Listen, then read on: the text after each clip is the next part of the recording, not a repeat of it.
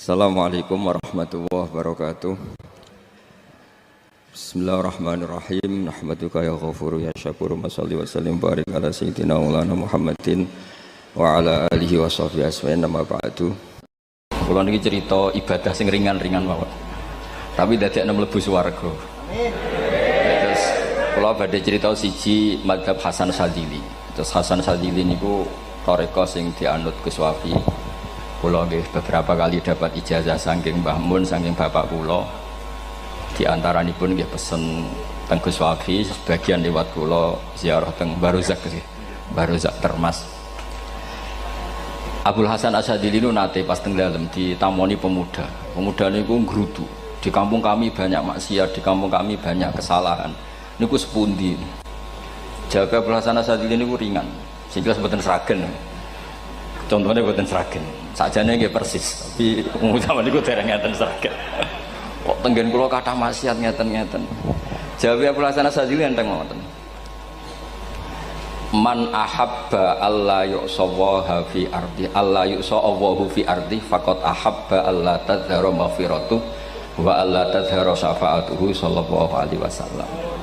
Dadi wong bayangno donya ora ana salah iku padha karo ora kepengin roh ghafure Allah Subhanahu wa taala. Mulane mazhab Sadzili paling bandel, ngurusi wong bandel paling bandel nggih mazhab Sadzili. Angger kiai Sadzili iku ora umate macam-macam. Mulane teng Indonesia niku penak, sing keturunan putih seneng Nabi, sing ireng nggih seneng Nabi, sing ora keturunan nggih seneng Nabi. Mulane setan niku bingung. Nyongkone sing seneng Nabi keturunan putih tok, sing seneng keturunan ireng ya seneng Nabi, sing ora keturunan ya seneng Nabi, sing lakenan ya seneng Nabi. Jadi kelompok itu kathah sangat. Ini penting kalau aturaken mergi mazhab Sadzili niku pancen dados pembanding mazhab Said Abdul Al-Haddad. Mazhab Abdul Hasan Asyadzili niku sing paling masyhur diriwayataken dening Shahibul Hikam. Mergi Ibnu Athaillah As-Sakandari muridé Abdul Abbas Al-Mursi, Abdul Abbas Al-Mursi muridé Abdul Hasan sinten Asyadzili. Niku mazhab ingkang bener-bener jadi pembanding. Mergi teng bab husnudzon niku beliau itu pakar. Orang itu bisa yarjuwa hawal yaumil akhir. Orang itu bener-bener dibikin nyaman mbek Allah mbek Rasul. Misalnya ngeten, sampean sowan Allah iku kudu arep-arep disangoni. Kena arep disangoni berarti nganggep Allah iku medhit. Mulane tomak niku penting. Tapi mbek pangeran aja mbek wong, tapi mbek pangeran mbek. Dados limangka yarjuwa hawal yaumil akhir. Riyen niku zaman kula alit. Niku anggere ana santri lunga iku sangu sak umbalan. Mergo yakin kiai iku nyangoni. Lho diyakini nyangoni ku keren, berarti diyakini lomo. Lha kok yakin mlebu neraka, berarti nganggep Allah gak Rahman Rahim. Lan yakin mlebu napa? Swarga. Mok modal urun maulid sak dina ora urun malah entuk. Terus niki rontok-rontok salah tapi muga-muga itu sepura pangeran. Nggih wau. Nek sampean bener niku sifat ghafuri Allah nganggur, nggih. Kerhane efektif ana sing salah. Mulane wonten cerita wonten tiyang teng multazam donga ya Allah kula paringi mboten nate salah. Iku jawabe pangeran fa'ina adhu ghufra. Wong ora tau salah sifat ghafur iku nganggur. Niki cerita sing sampean aja niru kula. Niki cerita ilmu. Niku mazhab Abdul Hasan apa? Asyadzili. Benten mazhab Said Abdul Al-Haddad itu jalure khauf. Dadi dosa gedhe apa cilik? Ora ana gedhe ora ana cilik. Kowe aja delok sing mbok dosani, aja delok dosane tapi delok sing mbok dosani iku sapa. Misale Gus Wafi ngutus santri teng mriki, "Cung, tukokno rokok." Rokok itu barang makruh misal. Mestinya kan santri oleh bantah, niki kiai ku piye to barang makruh kok kon nuku. Tapi masalahnya kan arah dituruti ya gelo tenan. Jadi aja delok kongkonane iku penting ra penting, tapi mukhalafah iku sababul fir. Misale kados kula niki teng mriki kan wonten botol minuman. Cung pindah rene itu kan barang sepele. Terus sampean takok urgensinya apa ya harus dipindah. Iku santri mangkelno to. Ya dipindah wae pokoke penting nu. Menurut iku cara pandang Said Abdul Al-Haddad. Ki aja geman bantah pangeran senajan to perintahe sepele. Piye-piye mukhalafah ngono iku jenenge nentang. Nah cara Abdul Hasan Asyadzili nggih boten barang gedhe mbek cilik kudu ana bedane. Wong ana kabair ana saghair. Masa WA janda beda mbek goncekno ya kudu beda. Wong WA tok kok padha mbek napa? goncekno yo kudu beda, kudu ana sawair, kudu ana napa? Kabair. Tapi cara Sayyid Abdul Haddad mboten delok sing mbok maksiati ku sapa. Sehingga khazanah kita niki penuh dengan ilmu. Mulane terus wonten bab ijtihad. Ijtihad niku ruangannya luas sekali. Ya kula bolak-balik nyontokno. Kula sakniki kan jare wong akeh kiai gedhe. Jare wong akeh kula niku kiai gedhe. Nek diundang manakipan tangga yo bingung. Ora teko sawane kiai gedhe sombong diundang wong cilik ora teko. Teko iku mahjubno kiai sing ora tau pahayu. Kuwi bingung. Nyatane kula ora teko nggih do matur nuwun Gus. Athok kula mboten lakon. Nah kula teko kan mesti ordere teng kula mboten. Cara sing entuk pitik gedhe nggih kula, salam templek gedhe nggih kula. Berhubung kula ora teko ngresgeni tiyang kathah. Saiki misal wonten takok, kiai gedhe diundang musala cilik kesunatan teko apa makruh teko? Cara ijtihad, cara sampean makruh teko napa kesunat? Kula misale diundang ning Sragen ning musala Penceng. Kula niku sunat teko napa haram teko? Haram ya bener lagi haram ya. Setuju haram. Mergo mahjubno ya haram setuju niku. Itu ijtihad. Ijtihad itu ranahnya itu karena nggak bisa ditebak. Ijtihad itu nggak bisa ditebak. Kalau ada cerita kata tentang ijtihad, niki betapa umat Rasulullah umat sing bejo, pilihan-pilihan ijtihadnya dibenarkan. Masyhur tentang cerita Bani Quraidah. Nabi ngendikan, engkau kue jogeman sholat asar kecuali sampai neng kampung Bani Quraidah. Ternyata kurang 2 kilo atau 3 kilo matahari itu mau terbenam. Sebagian sahabat sholat sebelum sampai Bani Quraidah karena takut sampai Bani Quraidah sudah kodok napa asar.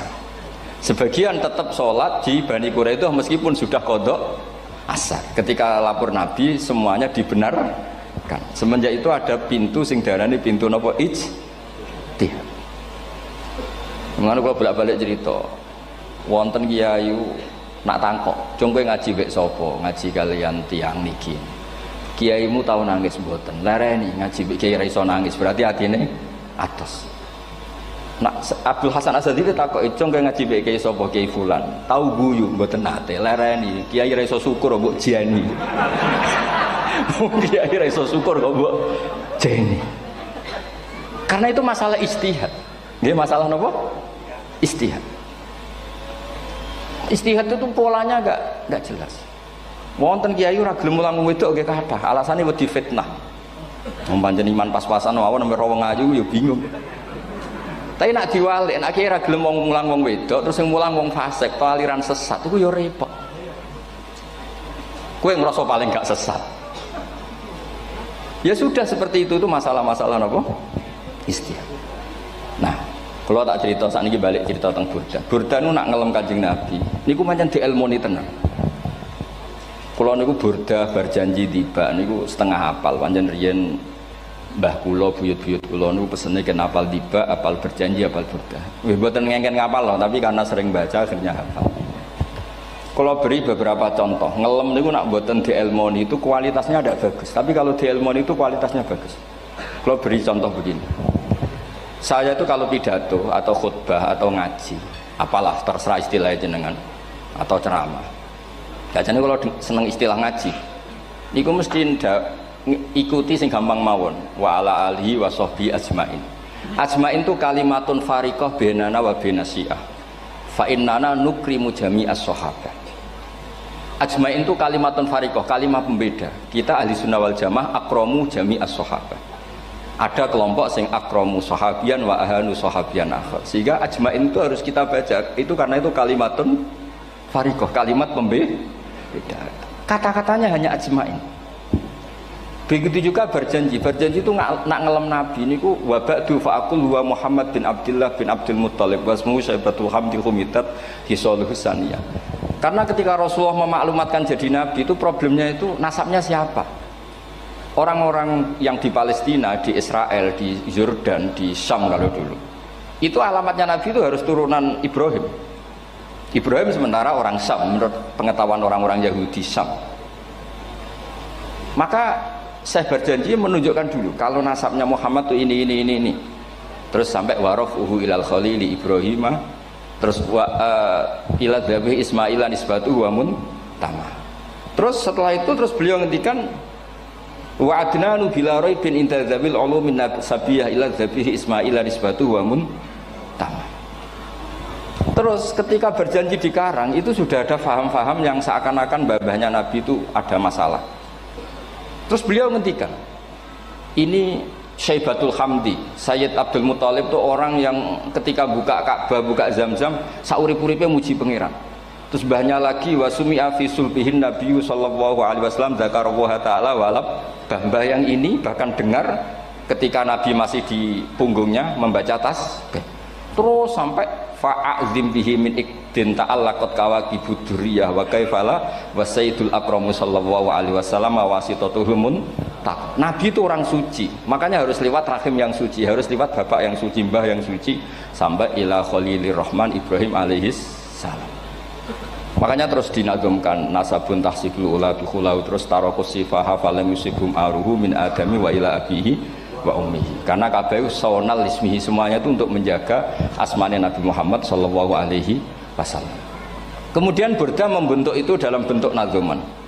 Misalnya beliau ngendikan Rasulullah itu mutiara. Jadi ketika dakwah berpola ya baik, ketika tidak berpola juga baik. Beliau cara muji Nabi faddurru yazdatu husnan wa huwa muntazimun. Namanya mutiara ketika diuntai pasti sangat indah. Tapi terus-terusannya itu wale sayang pusu qadran ghairu muntazimi. Tapi namanya mutiara, mbok berserakan pun tetap indah. Jadi unik. Berarti ketika beliau muji Nabi dakwah tertib pernah. Salat tuh harus begini, harus begini, harus begini. Beliau salatnya tumakninah tertib.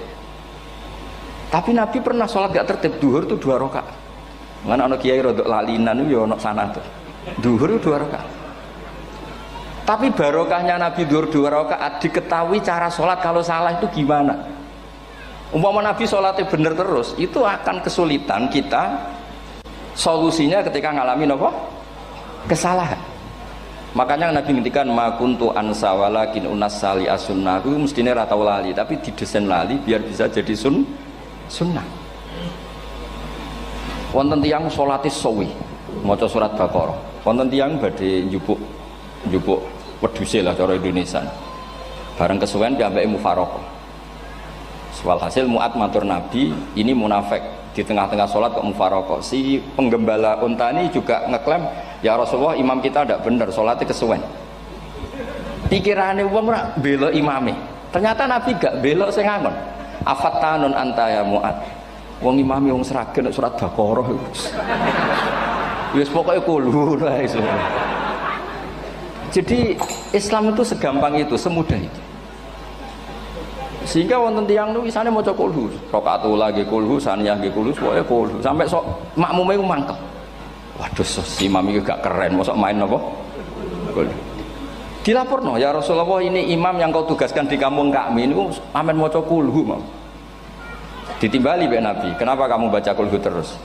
Li annaha sifatullah, karena itu sifatnya Allah. Maka saya senang mengulang-ulang sifatnya. Terus kata Nabi, saya barusan dikasih wahyu Allah bahwa Allah mencintai kamu karena kamu mencintai surat kulhu. Nah ini ijazah yang seragam ini ku apa? Nanti maca timbang maca idza samsu kuwirat bulet ning tengah. Jajal ampun tak tes sakniki. Kiai paling pinter teng seragam kan maca idza samsu kuwirat di depan umum. Mungkin nak dhewean roh tapi nang ngarepe Habib doa ngarepe Gus Wafi meriang nak ra muntir. Wah, ngoten niku kula ndek kanca niku imame level desa, bareng imami teng kecamatan salat Id. Mersiapno surat Tabarakalladzi biyadil mulk. Suwengi diapalo anyah sampai ambeke hafid. Niku nyatane nggih malah klirune fatal, malah lali ra maca Fatihah.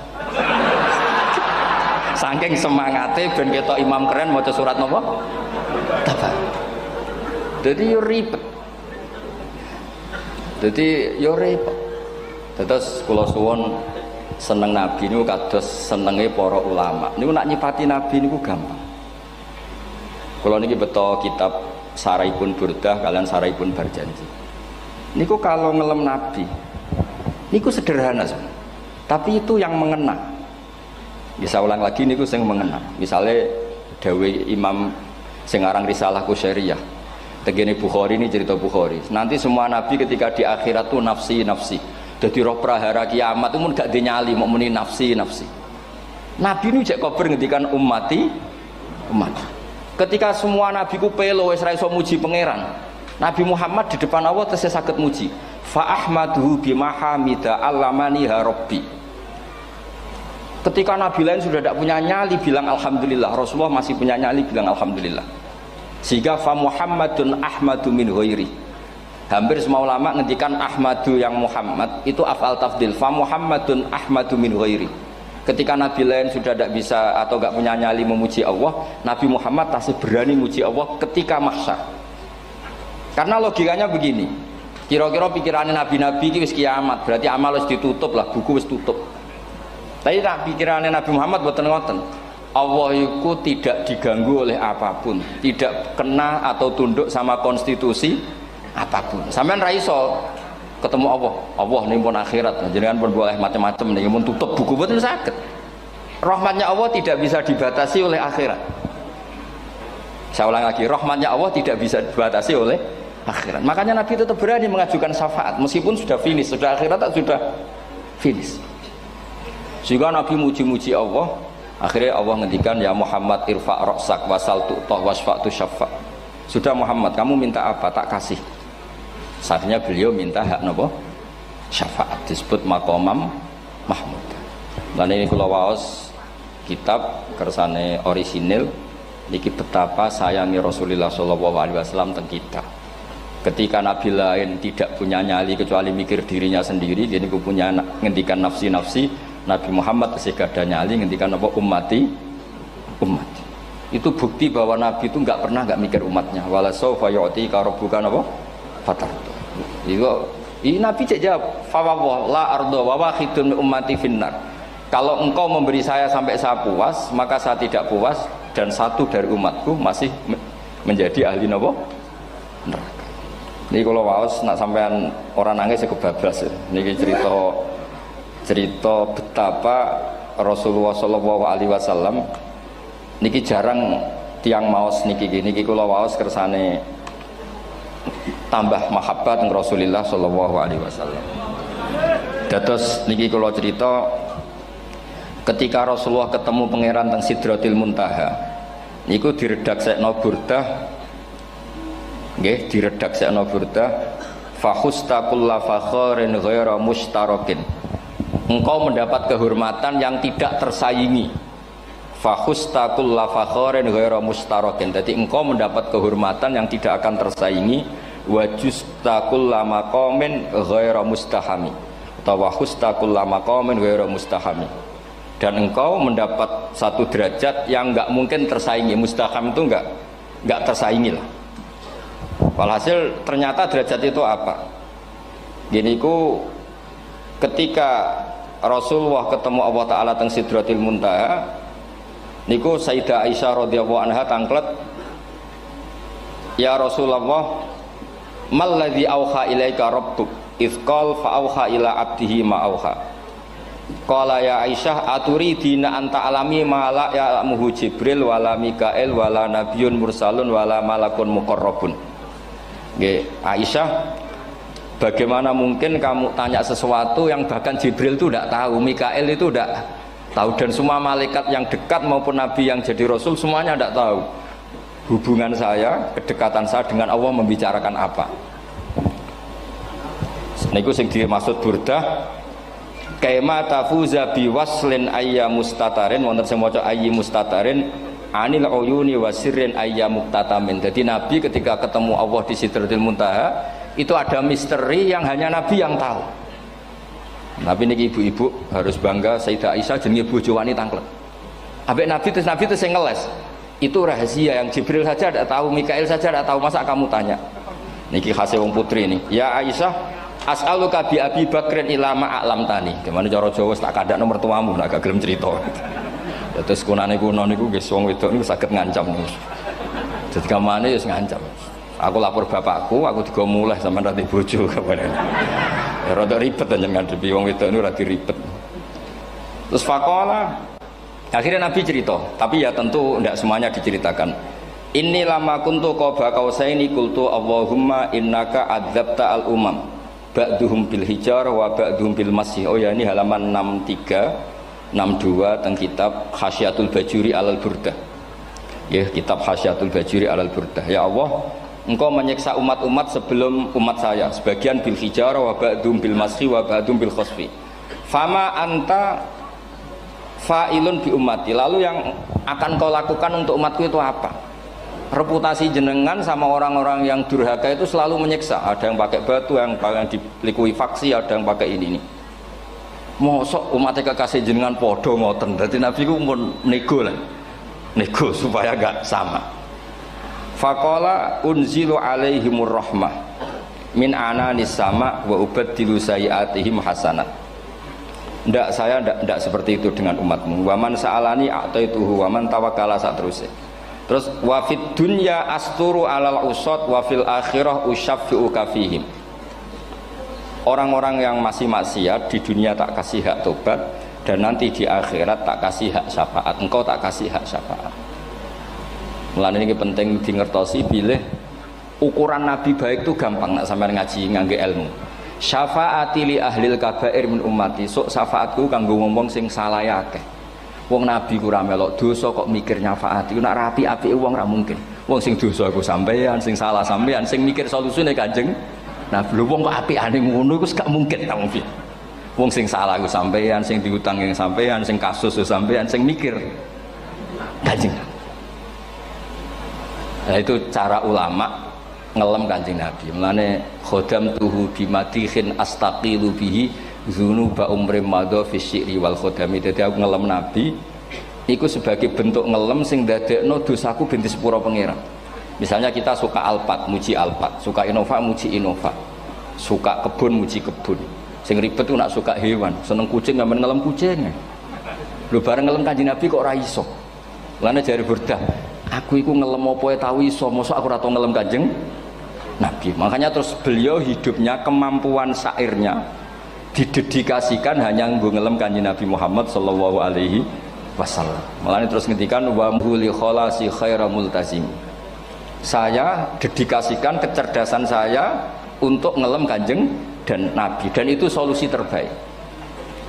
Lalu nak ngelem Kanjeng Nabi kadang kebablasan sampai dikritik banyak ulama karena kebablasan. Gini masyhur beliau ngendikan wala yadi ka rasulullah wa jahu kabi idzal karimu tajalla bismi muntaqimi. Wonten naskah sing tahalla duka wau teng mriki diwaos napa tahalla napa tajalla Gusti. Tahalla ya. Wonten naskah tahalla wonten tajalla. Artosipun ngeten. Ya Allah, nabimu ini engkau gelari nabi yang ar-raufur rahim, sebagaimana yang sering disebut Habib Ali Al-Habsyi. Jika nabimu itu ar-raufur rahim, maka ketika engkau mau menyiksa saya dengan atas nama engkau al-muntaqim, zat yang tukang nyiksa, yang menyiksa, maka gelar engkau kepada nabi yang raufur rahim itu kamu kemanakan? Jenengan kudu konsisten, terus kadung ngarani nabi ini jenengan raufur rahim. Maka sifat jenengan yang muntakim jangan pakai dulu, karena saya ini umatnya Nabi yang kamu beri gelar Raufur Rahim. Paham tak jenengan? Maksudnya ya aja sida nyiksa wong kadung mbok arani Raufur Rahim. Dadi wala yadi ka Rasulullahi jahu kabi idzal karimu tajalla tatahalla bismimun takim. Terus sing aran Burda jenenge Muhammad. Allah kadung janji wong sing jenenge Muhammad ora bakal disiksa. Sebetulnya maknanya ya Muhammad Sayyidul Anbiya nih. Tapi ketika ono panggilan Muhammad ke depan, Muhammad gak boleh disiksa. Jeneng kula nggih Muhammad. Terus Burdanu saking yakine ngendikan fa innali zimmatan minhu bi tasmiyati Muhammadan wa huwa afal khalqi biz zimman. Gusti jenengan kudu eling nami kula niku Muhammad. Wong sing jenenge Muhammad ora oleh disiksa. Padahal maksudnya ora oleh disiksa kan kanjeng Nabi Muhammad, tapi piyambake namine Muhammad. Terus ngendikan malih in ati dzamban fama ahdi bimun taqidi minan nabi wala habli bimun sorim. Gusti kula pun iman mbek jenengan. Iman itu nilainya tertinggi. Jenenge iman nilai tertinggi, maka iman nggak bisa dibatalkan hanya karena saya salah. Jadi pangeran kok diruwayu dipeksa kudu ngakoni nek dene umat Rasulullah sallallahu alaihi wasallam dan in ati lamun nekani ingsun dzamban ing dosa. Fama ahdi bimuntaqidin, maka perjanjian saya dengan engkau tidak boleh dibatalkan. Itu termasuk hebatnya umat Rasulullah sallallahu alaihi wasallam, apapun salahnya niku tetap diakoni umat Rasulullah sallallahu alaihi wasallam. Mergo termasuk kelebihan Nabi niku gadah hak napa?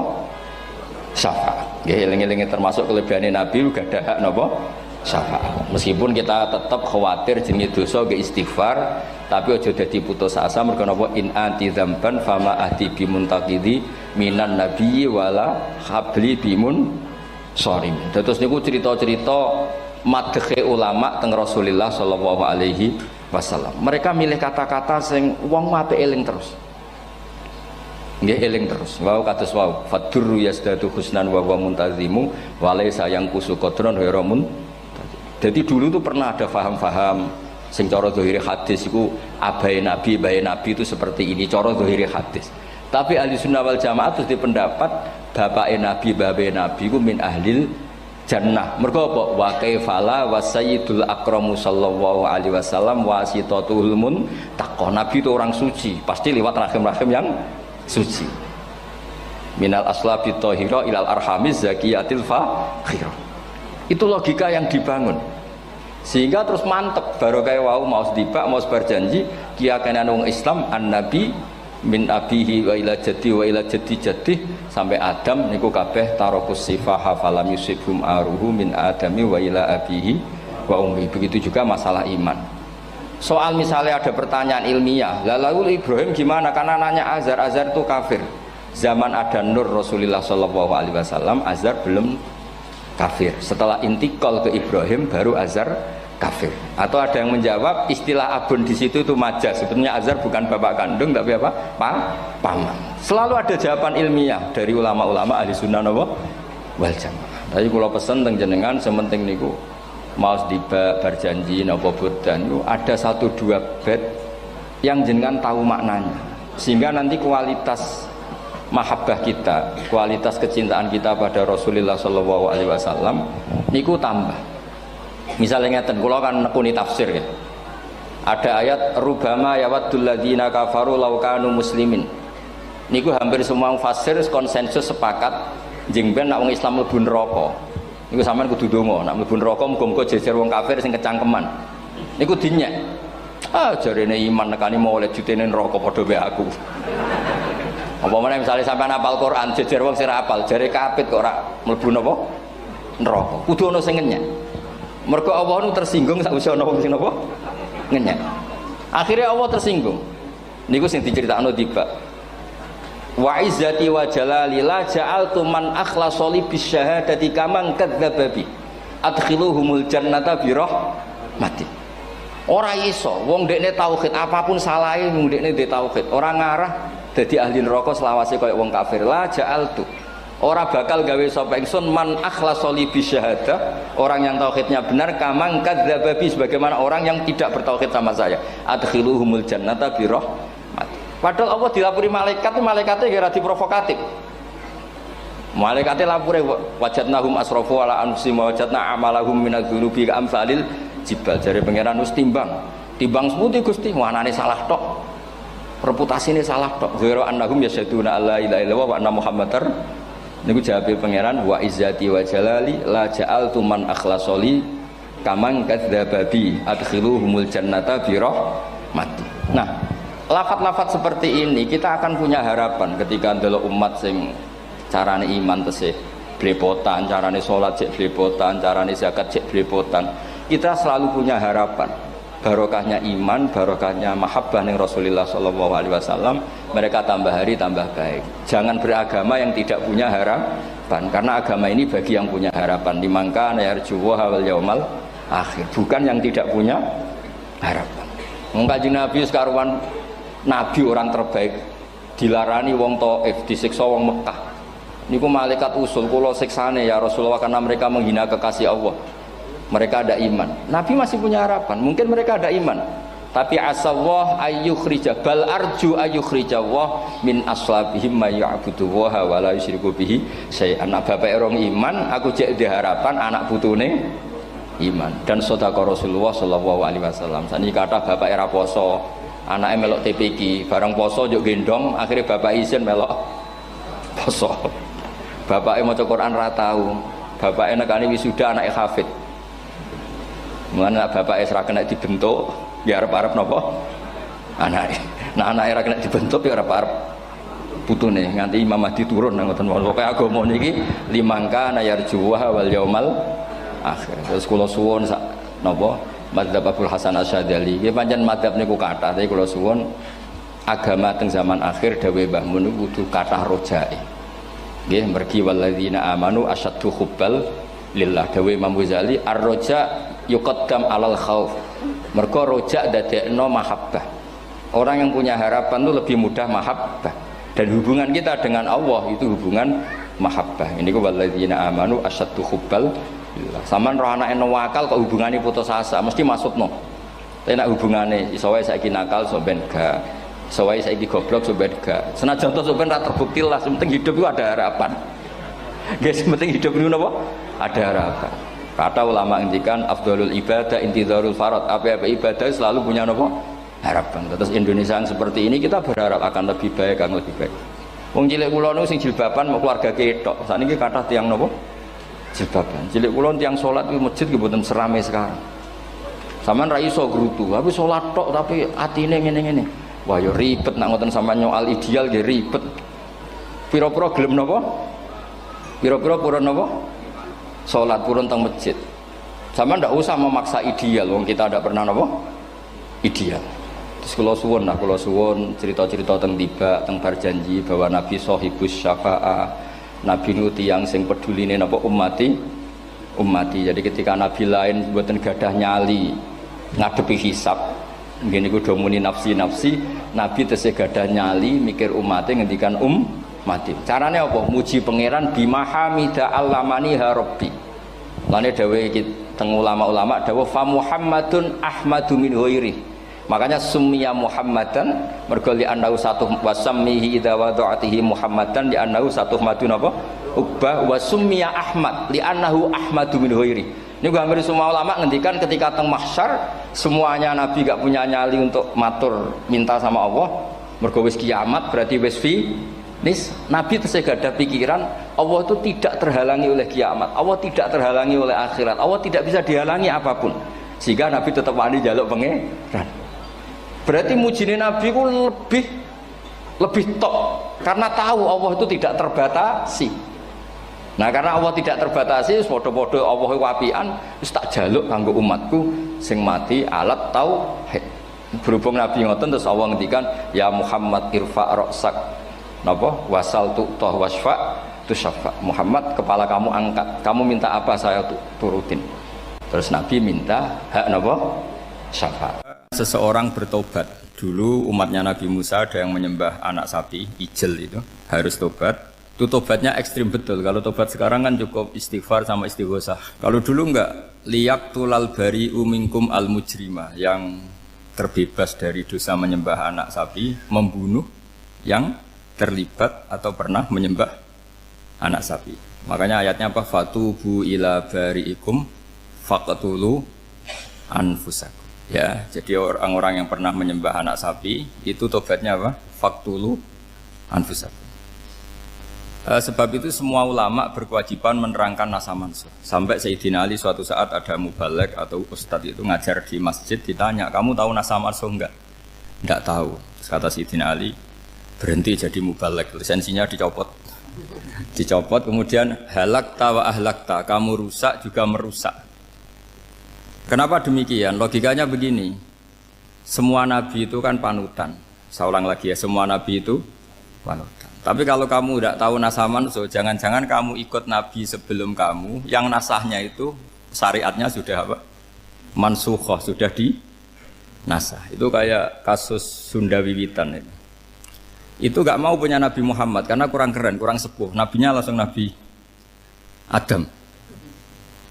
Resikonya adalah beberapa aliran sesat itu, aliran yang kurang benar itu, zaman Nabi Adam kawinan otomatis sama saudaranya. Lalu masa sekarang kita membolehkan kawin sama apa? Kalau sama Nabi Adam mau tidak mau. Karena yang cowoknya ya bin Adam, putrinya binti Adam. Lalu Allah bikin satu sunnah yang suami istri itu harus beda, yaitu satu kandungan itu melahirkan satu pasang. Dan mulai dulu memang pasangannya orang jelek itu orang cantik. Makanya agak sial itu yang perempuan-perempuan itu. Memang mulai dulu gitu kalau cantik itu kesunatannya dapat jelek. Gitu. Nanti sama-sama masuk surga karena yang cowoknya ibadahnya syukur, yang ceweknya sabar. Itu nanti sama-sama. Nah kebetulan si Qabil itu ganteng sekali Qabil. Berpasangan dengan Labuda itu jelek gembrot, pokoknya tidak cantik. Enggak lah, kebalik. Qabil itu berpasangan sama Iklimah. Jadi Qabil ganteng, punya adik kandung namanya Iklimah itu cantik sekali. Yang Habil itu rapati apa? Berarti yang Habil apa? Ya rapati ganteng, berbarengan dengan Labuda juga rapati cantik. Nah karena tadi ya berarti Qabil bareng siapa? Iklimah, Habil, Labuda. Maka untuk kawin ini nggak boleh satu kandungan. Jadi dulu karena nggak ada perbedaan ibu bapak mau tidak mau beda, yang penting beda. Yaitu akhirnya apa? Qabil dapat Labuda, yang Habil dapat Iklimah karena beda kandungan. Itu sudah cukup. Nah, akhirnya kan nggak terima si Qabil. Masa orang ganteng dapat orang jelek. Jadi mulai dulu itu maunya orang ganteng ya dapat orang cantik, nggak terima. Tapi Allah ngatur seperti itu. Akhirnya terjadi percekcokan. Nah, dulu itu semuanya itu religius sehingga ukuran percekcokannya masih religi, yaitu ya gini saja, kita ngadakan kurban yang diterima itu yang menang. Ya ternyata dalam kompetisi itu yang menang siapa? Habil. Akhirnya Habil jadi menikahi siapa? Iklimah. Kalau sekarang kompetisinya kan siapa paling kaya ya menang, lebih gampang. Nah kemudian bayangkan misalnya, ya saya ini menerangkan asa mansuh. Kita semua sering ngomong, sering berkoar-koar, sering menyarankan atau mewajibkan para nabi itu panutan dalam semua perilakunya. Ternyata ada beberapa perilaku yang sudah dinasakh atau dihapus ketentuannya oleh syariatnya Rasulullah Shallallahu Alaihi Wasallam. Maka mengenali asa mansuh itu keharusan dalam ulumul Quran. Ya, makanya Allah mengatakan apa? Manansakh min ayatin aw nunsiha pasti na'ti bi khairim minha aw misliha.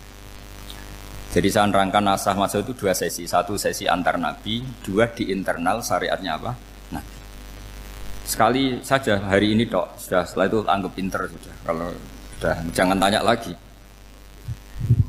Nah, ada beberapa lagi syariat yang masalah metode. Dulu Nabi Nuh itu dibolehkan oleh Allah saking mangkelnya sama orang kafir. Saya ulang lagi, orang kafir itu kan biadab sekali, nempat buminya Allah, makan rezekinya Allah, kemudian mengkafirkan Allah. Pikirannya Nabi Nuh, orang biadab gini nggak layak hidup, itu pikirannya Nabi Nuh. Kalau dia pakai militer, tidak punya militer, ya pakai langit akhirnya.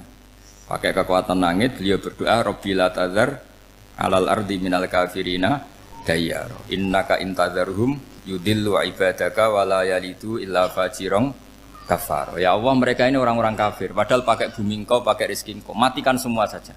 Jangan sisakan satupun. Karena kalau masih sisa, nanti anak turunnya ya gitu. Gennya gendo ya pasti melahirkan gendo. Gen, wala yalidu illa fajirong kafar. Kalau kamu sisakan pasti melahirkan generasi gendo lagi, kafir lagi. Dituruti sama Allah. Kecuali orang 80 yang ikut Nabi Nuh. Nah orang 80 yang ikut Nabi Nuh ini selamat karena iman. Maka generasi yang sekarang ini termasuk saya semua ini, semuanya turunan orang iman. Maka kita ini punya dua status. Satu, Allah kadang manggil kita ya Bani Adam, karena faktanya kita turunan Nabi apa? Adam. Panggilan kedua adalah Zurriyataman Hamalna Ma'nu. Orang-orang sekarang itu pasti turunan orang yang ikut perahunya Nabi Nuh. Jadi nasab kita ini sudah steril. Sudah tidak ada nasab lewat kafir, karena yang kafir sudah habis. Semua orang sekarang itu turunan Nabi Nuh, yaitu disebut apa? Zurriyataman Hamalna Ma'nu. Yaitu sekitar orang 80. Nah, oleh Allah Subhanahu wa taala syariat seperti ini pernah dituruti, yaitu akhirnya mereka mati semua kecuali orang 80 yang mukmin. Tapi uniknya Allah apa? Era Rasulullah Shallallahu Alaihi Wasallam, Nabi kita Nabi Muhammad itu diutus rahmatan lil alamin. Ketika Nabi didustakan, diusir, disakiti, malaikat gunung, beberapa malaikat sing ahli adab spesial eksekutor lah kira-kira gitu. Muhammad Kamu bilang saja ke saya, kalau kamu ingin orang-orang Mekah Abu Jahal CS, saya hancurkan. Tapi apa kata Nabi? Saya berharap kalau mereka belum iman, anak cucunya iman. Karena bagaimanapun sperma ya atau calon bayi atau calon keturunan itu kan ada fi aslabir rijal atau fi zuhurir rijal. Jadi kalau dalam ilmu agama itu gen manusia itu disimpan di zuhurir rijal di punggung lelaki. Nanti dipindah ke arhamin nisa. Logikanya gini. Ini dengerin ya. Logikanya gini, misalnya Abu Jahal itu di situ ada orang namanya Ikrimah, itu anaknya Abu Jahal, itu orang mukmin. Akhirnya ya jadi orang alim. Abu Lahab itu di rahimnya di punggungnya ada perempuan namanya Darroh, akhirnya juga orang mukminah. Saya berikan contoh. Khalid bin Walid itu anaknya Walid. Walid itu musuh besarnya Rasulullah, tapi di punggungnya ada orang bernama Khalid. Ini dengerin. Nah di punggung ini kira-kira Allah sudah tahu apa belum? Jawabannya sudah tahu. Artinya kalau ini mati atau kamu bunuh, kamu sebenarnya nggak bunuh orang kafir saja, bunuh calon orang mukmin yang sekarang masih bersemayam di punggungnya orang-orang kafir. Jadi bisa saja orang yang sedang kafir itu ada sekian calon generasi yang suatu saat mukmin. Itu syariat yang diajarkan ke Rasulullah SAW. Karena kasofnya Nabi, kasof itu satu kondisi di mana seorang Nabi itu dipertontonkan sesuatu yang nggak kelihatan. Itu dalam bahasa Arab kasof atau mukasyafah. Nabi dipertontonkan ternyata banyak orang kafir yang di punggungnya itu ada calon generasi mukmin atau muslim. Akhirnya Nabi nggak berani. Jangan bunuh. Mungkin bapaknya ada iman tapi anaknya iman. Betul, Abu Jahal punya anak Ikrimah, Abu Lahab punya anak Darroh, Walid punya anak siapa? Khalid. Itu mirip seperti kita, bapak era sholat, anak ETPK sholat, akhirnya bapaknya katut sholat. Banyak enggak di Indonesia, bapaknya tidak bisa baca Quran, anaknya hafid. Nah, itu kalau bapaknya kamu habis, tidak ada yang meselin. Makanya biarkan hidup saja. Nah, artinya gini, andai kan tidak ada ulama yang menerangkan nasa mansuh, dikira syariat Nabi Nuh itu abadan mu'abbadat, selamanya lama. Sehingga main teror sama orang kafir sah berdasar Nabi Nuh, padahal kita sudah ganti Nabi. Yaitu syariatnya Rasulullah SAW masyhur itu ketika Nabi ngendikan, saya tidak minta mereka dihukum, tapi ya Allah saya minta Allah mahdi qaumi fa innahum layak lamun. Mereka kafir itu karena tidak tahu. Sehingga ada periode. Loh kalau perang itu beda, perang itu konteksnya duel, itu tidak harus sama Abu Jahal, Abu Lahab. Ada penjahat mau bunuh kamu wajib perang enggak? Wajib. Penjahatnya meskipun muslim apa harus kafir? Meskipun muslim. Maka kata ulama fikih sebetulnya perang duel itu bukan syariat muslim sama kafir tok. Masih muslim sama muslim, misalnya ada orang mau merkosa istri kamu, terus dia pamit gini, saya muslim loh, beri hak loh. Enggak bisa. Saya penjahat loh, muslim, jadi kamu enggak boleh merangin saya, ngelawan saya kan muslim. Enggak bisa, tetap harus dilawan. Makanya kata ulama-ulama fikih, pertarungan sama musuh itu tidak harus sama orang kafir. Orang muslim pun yang mengganggu kehormatan kita, misalnya mau merkosa istri Anda, itu harus dilawan. Makanya Nabi ngendikan mangkutilah duna mali fahuwa syahid, mangkutilah duna harimi fahuwa syahid. Orang yang mati karena membela kehormatan keluarganya atau hartanya, maka dia mati syahid. Dan penjahat yang mati ini muhaddarun damu, diabaikan sehingga enggak kena kisos, pembunuhnya enggak kena. Misalnya ada penjahat mau bunuh kamu duel menang. Kamu enggak kena kisos karena ini muhaddarun damu, diabaikan kehormatannya. Padahal dia muslim, apa? Muslim. Ini perlu. Jadi ini mengaji ini agak jelimet tapi gampang. Kan kalau paham enggak paham selesai, jadi enggak baca selesai itu. Sehingga kalau enggak ada nasa mansuh, maka orang selalu berpikir, pokoknya yang penting ikut Nabi. Nah itu bahayanya kalau Anda tidak tahu detail, jangan-jangan syariat yang kamu ikuti itu syariat yang sudah berstatus mansukhoh, telah dicabut. Dan itu banyak. Makanya kata Sayyidina Ali ketika ada orang ngajar gak tahu nasa mansuh, halakta wa ahlakta, kamu rusak dan merusak orang lain. Seperti tadi pernah ada kawin itu satu turunan, yaitu era Nabi Adam. Masa kita sekarang kawin sama satu turunan, kan gak mungkin. Ya kan? Pernah ada membumi hanguskan orang kafir, yaitu syariatnya Nabi Nuh. Itu dihapus oleh syariatnya Nabi Ibrahim dulu. Yaitu Nabi Ibrahim menghentikan apa? Faman tabi'ani fa innahu minni wa man asoni fa innaka ghafurur rahim. Ya, kalau orang ikut saya ya Allah ya pasti golongan saya. Kalau yang masih maksiat, masih balelo, saya berharap engkau ampuni. Akhirnya banyak orang kafir tobat. Coba era Rasulullah itu semua orang kafir Mekah itu kafir. Nabi belum wafat. Itu sudah ada 114.000 mukmin semua. Jadi Nabi menangi mayoritas orang menjadi mukmin dari mayoritas kafir, yaitu disebut wara'aitan nasa yadkhuluna fi dinillahi afwaja. Andai kan Nabi Muhammad pakai syariatnya Nabi Nuh, bisa enggak mengislamkan orang sebanyak itu? Enggak bisa kan? Maka ini penting mengenali nasah mansur. Jadi periode cara wong Jawa maksud no tuntas. Robila tadar itu, pasot tuntas itu, menghabisi itu habis di periode Nabi siapa? No, syariat itu sudah enggak dipakai lagi. Yang dipakai apa? Faman tabi'ani fa innahu minni wa man asoni fa innaka ghafurur rahim. Lah Nabi Muhammad ini nabi yang kena khitab anit tabi' millata Ibrahim hanifah. Jadi masternya Nabi Muhammad itu mentornya Nabi Ibrahim. Sehingga syariatnya ya faman tabi'ani fa innahu minni wa man asoni fa innaka ghafurur rahim. Tidak syariat rabbila tadzar alal ardi minal kafirina daya. Jelas ya. Jadi mengenali nasa mansuh itu penting sekali karena kalau enggak Anda halakta wa ahlakta, kamu merusak diri kamu sendiri juga merusak orang lain karena menfatwakan hukum yang sebetulnya sudah berstatus mansukh. Hanya berdasar itu kan syariatnya nabi-nabi dulu. Syariat yang apa? Syariat yang enggak pernah terhapus hanya satu, usuluddin, yaitu tauhid, itu sama. Tapi kalau syariat itu beda-beda atau furu'iyah itu beda-beda. Yaitu tadi saya beri contoh era Nabi dulu kalau ada pakaian najis dipotong, dibuang. Era Nabi Muhammad dicuci. Orang kafir dihabisi oleh langit. Era Nabi Muhammad enggak boleh, bahkan didoakan Allahumma hdi qaumi fa innahum la ya'lamun. Di Qur'annya apa? Wa in ahadum minal musyrikin nastajaraka fa'jirhu hatta yasma'a kalamullah tsumma ablighu ma'mana. Jadi kalau ada orang kafir enggak boleh main dihabisin mereka, beri peluang untuk mengkaji kitabullah. Hatta yasma'a kalamullah. Kalau mereka sudah berpeluang ngaji, harus tsumma ablighu ma'mana, harus dijamin keamanan. Ya, karena apa? Dzalika bi annahum qaumul la ya'lamun. Bagaimanapun mereka memang karena tidak tahu. Nah, kenapa tidak tahu? Enggak. Karena tadi mereka tertutup oleh kultur yang beratus-ratus tahun. Mbah-mbahnya mereka menyembah batu, menyembah berhala. Ya tahunya itu ya Tuhan. Bagaimana Anda bisa menjelaskan sesuatu yang sudah beratus-ratus tahun kan tidak gampang. Maka ada periode dimaklumi, apa? Kalau era sampean kan, mosok waktu disembah saking gobloknya orang, kamu lahir kan sudah nyembah Allah, tidak nyembah batu. Bayangkan kalau kamu jadi mereka. Wong perut kamu saja disuruh makan pizza sakit kok, karena saking lamanya makan sambal kan gitu. Kamu bilang perempuan Indonesia saja cantik kok, saking lamanya jadi orang Indonesia.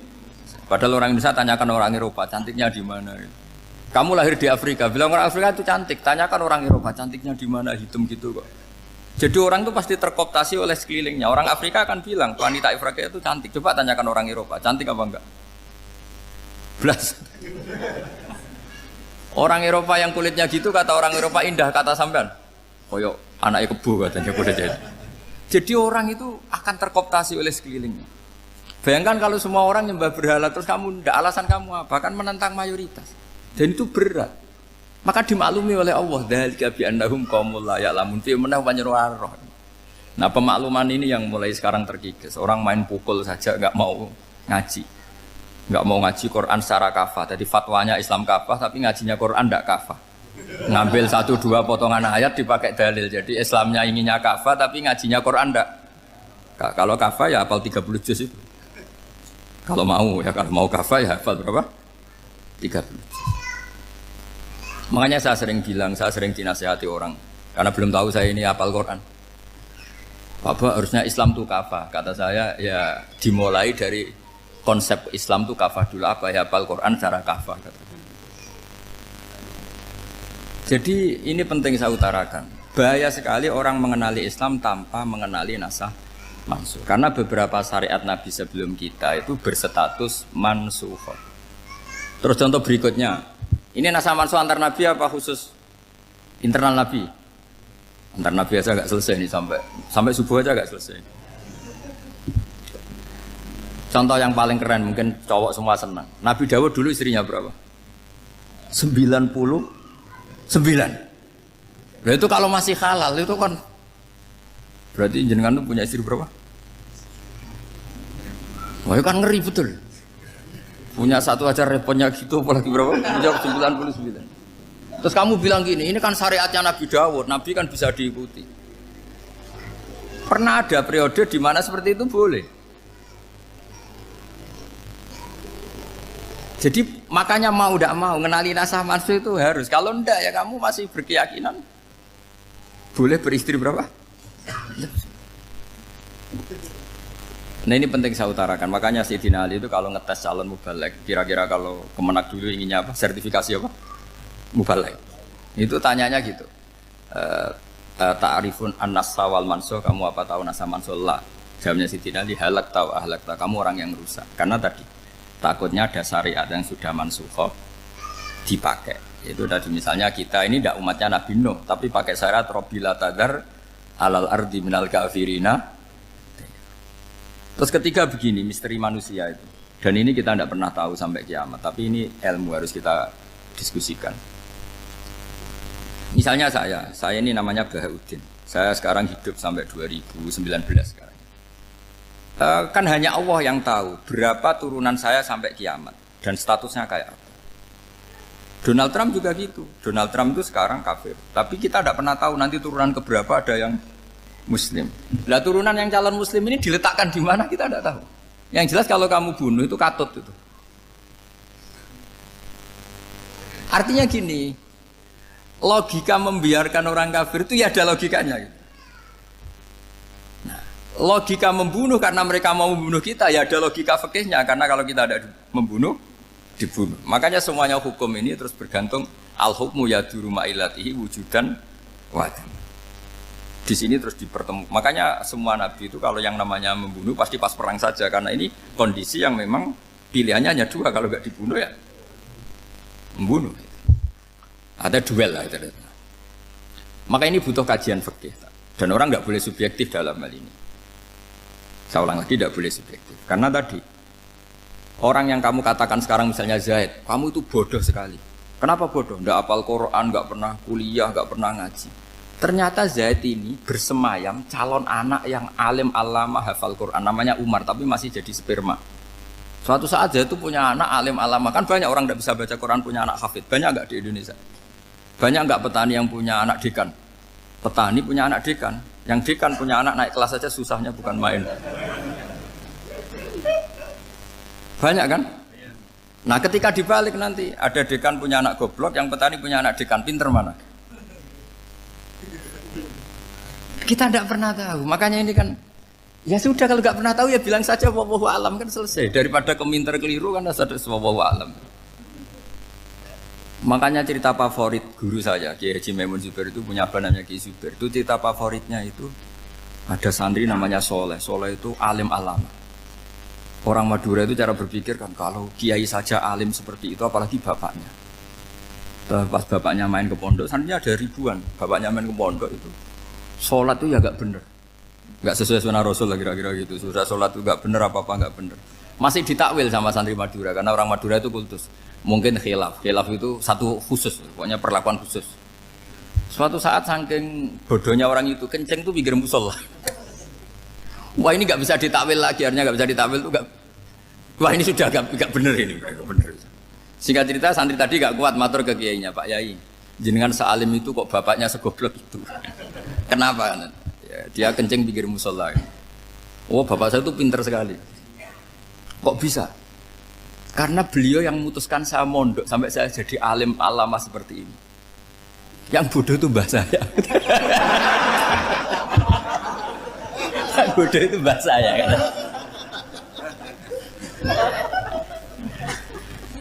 Artinya gini, sekarang misalnya Anda dekan, atau Anda rektor, atau Anda profesor, atau Anda kiai top mubalek kondang.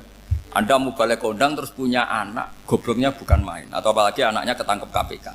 Yang satu anaknya orang bodoh jadi dekan. Kalau kompetisi ini pinter mana coba? Ada ahli metodologi tapi anaknya itu terlibat narkoba. Yang ini petani utun, anaknya dekan. Kira-kira kalau dikompetisikan pinter mana? Anaknya pinter petani tadi gitu. Yang ketika petani kamu vonis bodoh gitu. Tapi siapa tahu kalau ini menyimpan calon. Paham ya? Kita tidak pernah tahu. Makanya Quran selalu ngajari dalam ilmu sosial itu wa in adri la'allahu fitnatul lakum wa mata'un ila. Di dalam ilmu sosial itu kita harus jawab tidak tahu. Karena mubah. Makanya saya tadi pagi ngaji di direktorat saya bilang, saya pernah diprotes orang, Gus kamu udah jelas 01 atau 02. Ya saya jawab gitu. Manusia itu makhluk yang paling gak jelas gitu. Sekarang soleh suatu saat bisa saja gak soleh. Yang sedang gak soleh suatu saat soleh. Sesuatu yang mungkin rubah kok kamu fanatik itu gimana? Nalarnya itu gimana? Coba kita tahu dulu Wahsy itu pembunuh Hamzah, akhirnya mati mukmin ya enggak? Padahal orang yang sangat dibenci Rasulullah karena membunuh Sayyid siapa? Hamzah.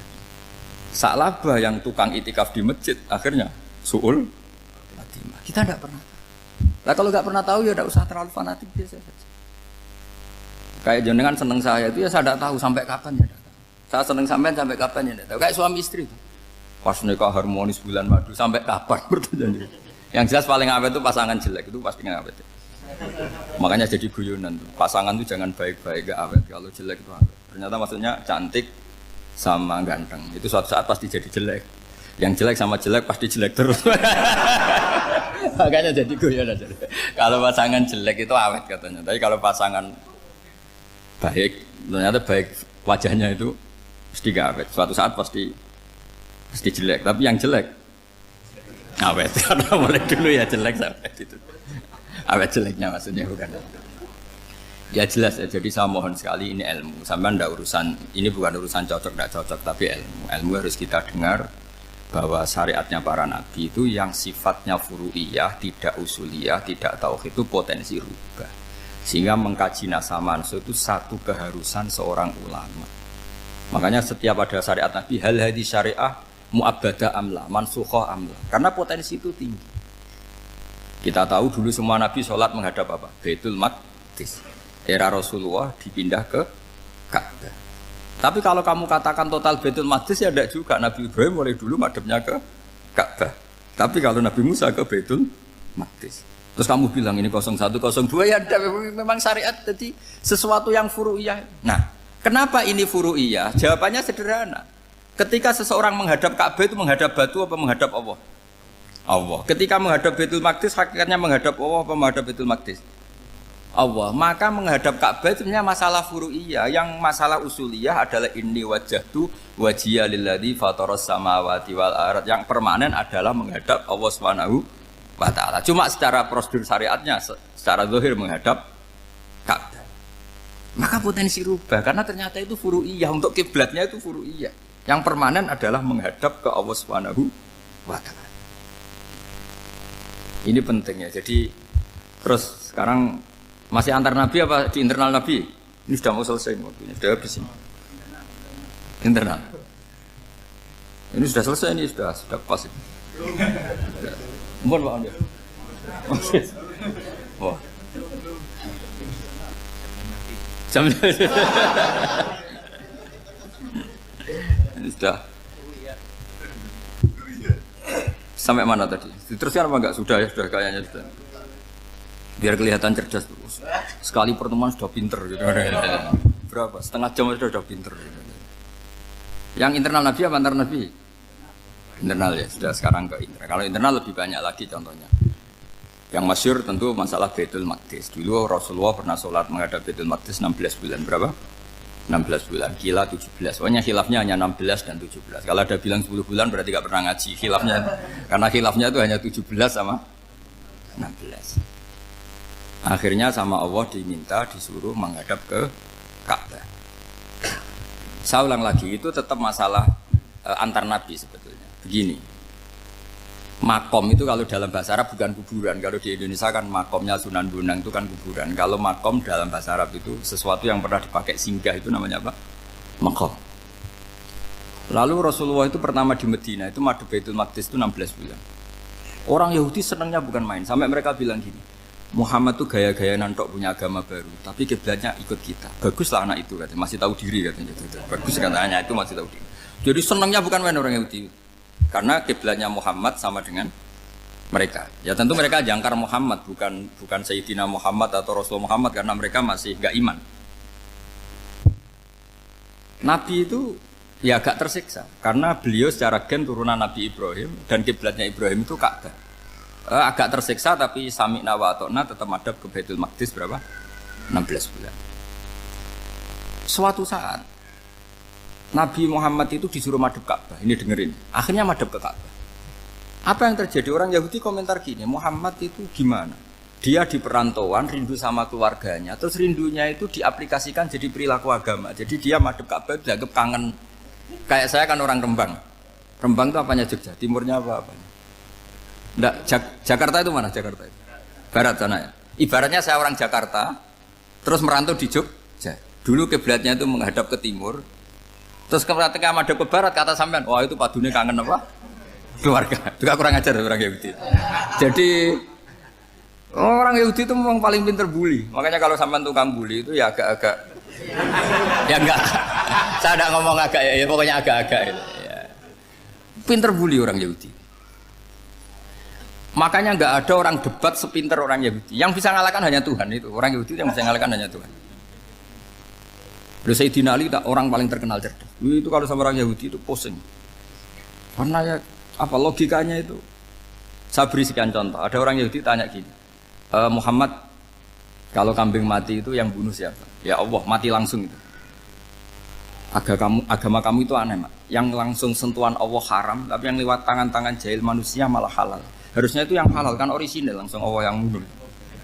Jadi utaknya itu aneh, dari cara berpikir itu aneh. Nah cara sampean ini kan, nak halal pangan kue. Tapi Nabi kan nggak boleh bertutur kata kasar gitu. Kalau yang jadi Nabi saya untalan ngono kan gitu. Tapi Nabi kan nggak boleh kasar. Jadi Nabi itu problem karena nggak boleh apa? Kasar. Kalau kita kan gampang, wis nak halal untalan kan selesai apa? Tapi Nabi nggak boleh kasar gitu. Jadi nak jadi nggak Nabi, sampean itu kan enak. Mau keliru ya pantas, mau apa saja pantas. Karena kan nggak panutan. Kalau Nabi nggak bisa meluruskan kebenaran itu harus tetap sesuai akhlak. Ya jadi agak kerepotan. Makanya punya Umar alhamdulillah ada yang nggak perlu aturan itu. Jadi enak. Jadi ya itu memang aturannya harus itu. Coba Nabi itu perang tapi nggak boleh bunuh. Kayak apa susahnya? Beliau jadi sasaran tembak tapi nggak boleh bunuh. Kalau sahabat kan enak, duel, relax, santai, bisa tarung. Kalau Nabi nggak boleh. Makanya Nabi meskipun ikut perang terus gak ada sejarah orang yang dibunuh. Ya hanya satu peristiwa itu pun dibaca orang kafir, ditangkis Nabi, pedangnya kembali ke dia mati. Tapi gak ada yang Nabi. Karena Nabi kalau pembunuh nanti itu terus kayak pendekar kan susah juga punya Nabi kok. Habis perang saya Nabi tanya, Muhammad habis serang berapa? 1000. Ya repot juga punya Nabi mantan apa? Pembunuh meskipun yang dibunuh orang kafir, tapi kan kayak apa ya? Fitrah manusia itu akan menolak kepemimpinan orang yang gitulah pokoknya nggak bisa diterangkan itu. Makanya Nabi itu nggak pernah bunuh meskipun kayak apa musuhnya tapi nggak pernah bunuh. Untungnya di sekeliling orang-orang yang tadi. Jangan bilang tuh suka bunuh ya, pokoknya perang gitu ya. Perang dengan bunuh itu beda loh. Kalau perang itu fair apa? Fair. Sampai mana tadi? Nabi Ibrahim ya tadi. Makom tadi saya ulang lagi. Nabi Muhammad menghadap ke Baitul Maqdis itu hanya Allah nuruti. Ini loh Nabi betul. Tahu betul bahwa di antara syariat adalah Baitul Maqdis karena semua Nabi pernah berkiblat Baitul Maqdis. Tapi Nabi ketika menghadap ke Ka'bah, Nabi juga dibilangin sama Allah. Ini loh syariat yang benar karena Ka'bah juga kiblat sing a'taku, lebih tua ketimbang Baitul Maqdis. Maka disebut Ka'bah Atiqah. Ilal Baitil Atiq. Kalau Quran bahasakan Ka'bah apa? Wal yatawafu bil Baitil Atiq. Atiq itu tua sekali. Ya sudah. Ketika berstatus tua itu orang Yahudi seneng, mergo roh kelirune Muhammad. Mereka nantang, Muhammad ayo debat terbuka. Nabi rawuh. Bagaimana Anda bilang Ka'bah itu kiblat tertua? Wong Ka'bah itu pertama yang menghadap sana itu ya kamu. Semua Nabi menghadapnya ke Baitul Maqdis. Terus Nabi Muhammad mulai berargumentasi ilmiah tadi. Enggak, Ka'bah itu kiblatnya Ibrahim. Jadi Ibrahim dulu itu yang mulai dulu kiblatnya itu di Ka'bah. Terus orang itu tanya, buktinya apa? Terus dijawab, fihi ayatum bayinatum maqam Ibrahim. Ternyata di situ ada jejak kakinya Nabi Ibrahim, yaitu batu yang diinjak beliau ketika bangun Ka'bah. Itu argumentasi ilmiah. Lah barang orang Yahudi kehilangan ilmu, itu gobloknya orang Yahudi. Makanya yang bisa mengalahkan Yahudi hanya Allah Subhanahu wa taala. Luang Ibrahim saja golongan kita, pengikut kita. Ibrahim itu pengikut Yahudi. Wah, itu Nabi mulai senyum-senyum, mulai tertawa-tawa. Wih, ku goblok orang terdidik. Karena itu ibaratnya kayak kamu bilang Soekarno itu pengagum Puan Maharani. Kira-kira seperti itu. Soekarno itu pengikut Puan. Karena Yahuda itu Yahuda bin Yakub bin Ishak bin Ibrahim. Saya ulang lagi ya, nasabnya Yahudi ya Pak. Yahuda bin Yakub bin Ishak bin Ibrahim. Jadi Ibrahim itu mbah keempat dari Yahuda. Tapi karena mereka kalah debat, Ibrahim itu pengikut Yahudi. Itu sama dengan bilang apa? Soekarno itu pengikut Puan Maharani. Itu kan jadi aneh. Atau Gus Dur pengikut Mbak Yeni, atau Basim Asari pengikut Mbak Yeni, itu kan aneh. Wah, akhirnya sama Allah diingatkan. Makanya ada ayat ha antum haula hajjatum fi ma lakum bi ilm falimatu hajjuna fi ma laysa lakum bi ilm. Perjanjian debat ini semuanya harus ilmiah. Tapi kenapa perdebatan Anda malah ndak ilmiah? Harusnya orang Yahudi iftadohu, malu semua. Wah, semuanya Muhammad itu satu-satunya kekalahan orang Yahudi. Tapi ayat-ayat seperti ini itu enggak populer. Ayat ha antum haula'i hajjtum fi ma lakum bi ilm falimatu hajjuna fi ma laysa lakum bi. Jadi Islam betapa hebatnya Islam. Kalau debat harus ilmiah. Dan Kanjeng Nabi menantang, ini perjanjian kita debat ini ilmiah. Kenapa sekarang jadi tidak ilmiah?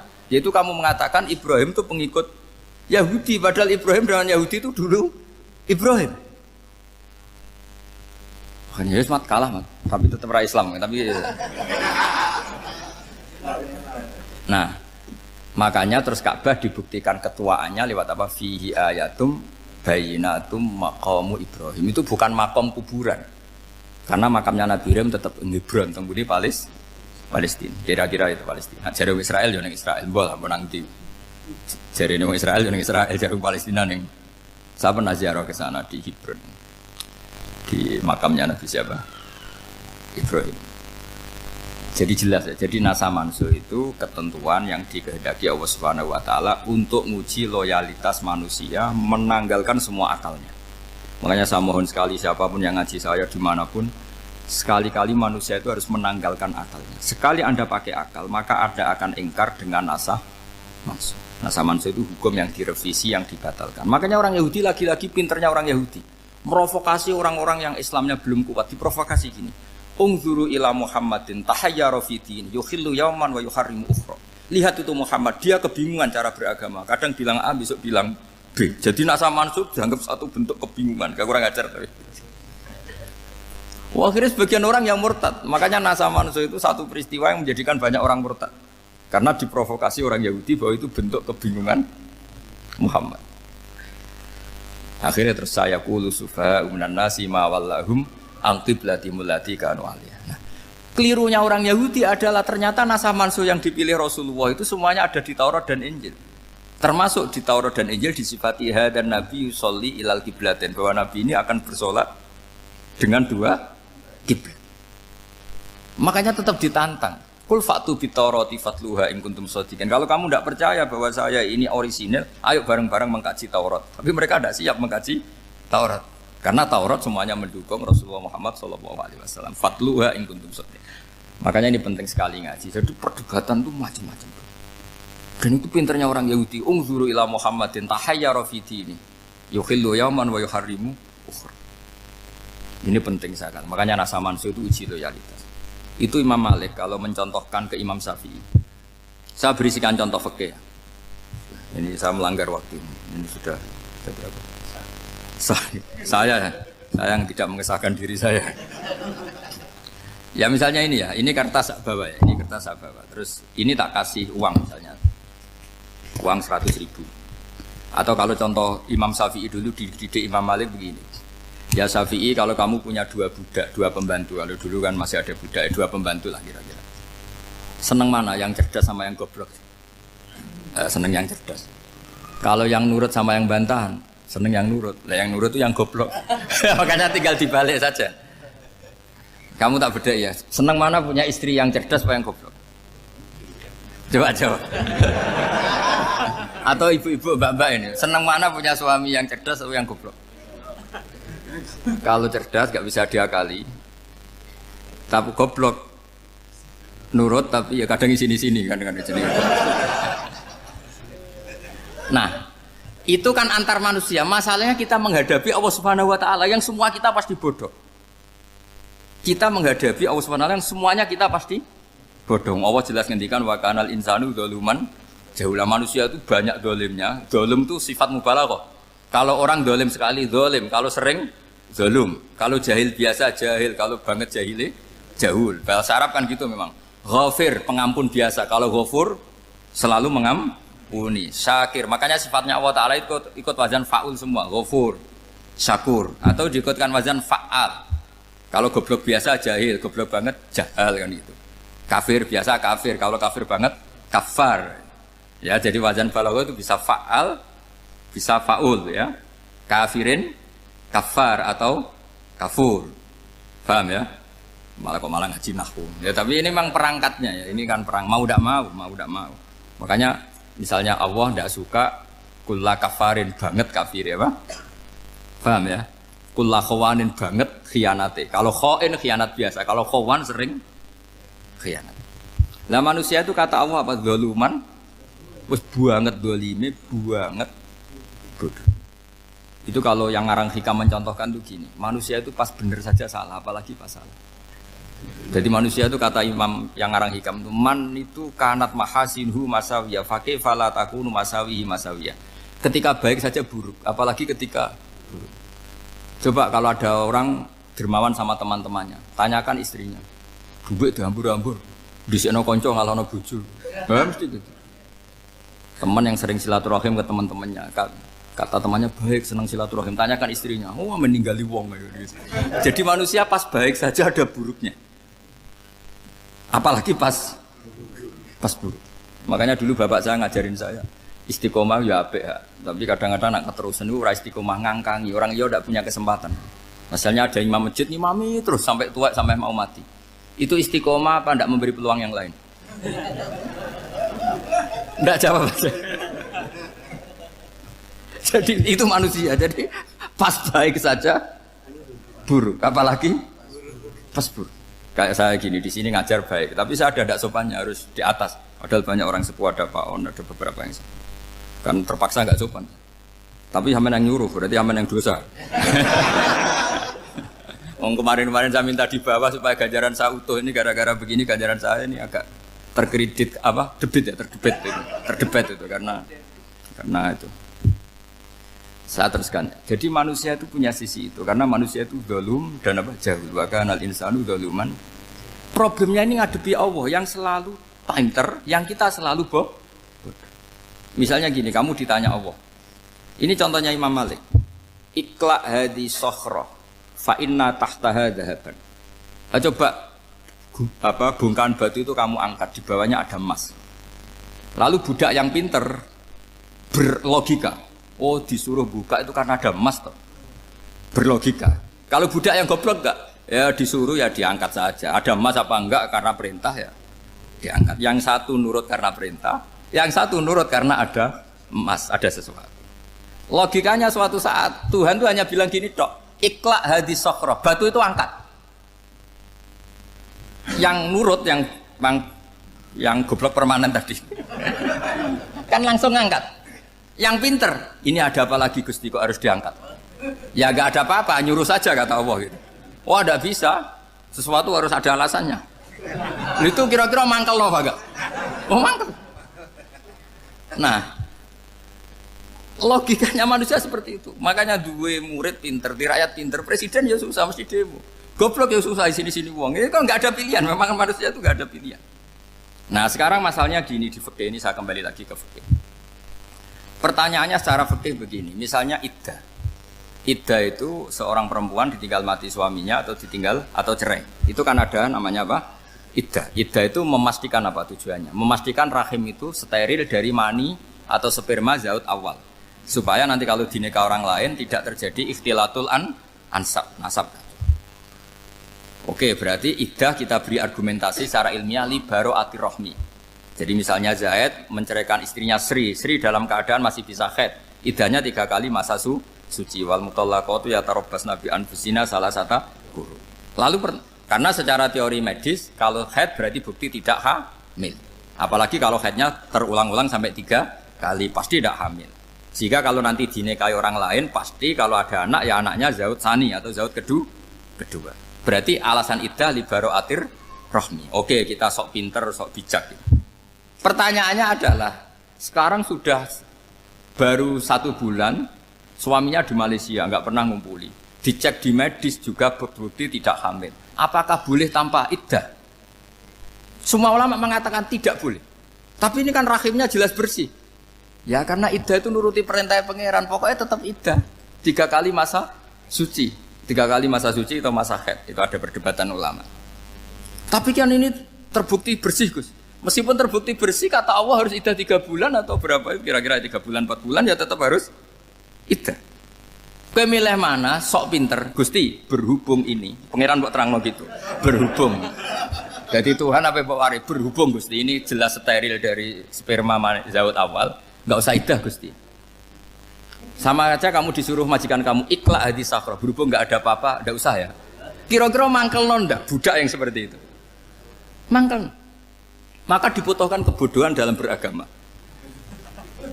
Betul itu memang. Makanya Nabi itu unik, pernah bilang itu gini, aksaru ahlil jannah al-bulu, aki-aki penduduk swarga itu al-bulu, wong goblok-goblok. Maksudnya goblok yang jenis ini, bukan goblok betulan maksudnya. Maksudnya goblok jenis ini itu ya tetap pinter, tapi pinternya dibuang, pura-pura goblok demi samina. Jadi saya misalnya kok pinter dan goblok tadi sekaligus, pinter dan goblok. Ya bah, ikhla hadis sakhra fa inna tahta hadapan. Tak angkat karena saya tahu di bawah ada emas. Tapi di hati saya sajane ya mergo perintah. Suatu saat kok disuruh Allah ikhla hadis sakhra, perintah ya tak angkat. Ya sudah. Jadi ya pinter ya goblok. Saya tahu namanya perintahnya Allah pasti ada hikmahnya. Hikmahnya iddah adalah li baro'atir rohmi. Tapi hikmahnya jadi kawula adalah nurut perintah Allah, cek tahu alasannya maupun tidak. Lah di sini ada illatul hukmi untuk membangun kecerdasan, tapi ada loyalitas untuk membangun ubudi. Ya, bahwa kita ini kawula roh tetap loyal. Makanya tadi pagi saya cerita Sayyidina Umar. Sayyidina Umar kayak apa cerdasnya?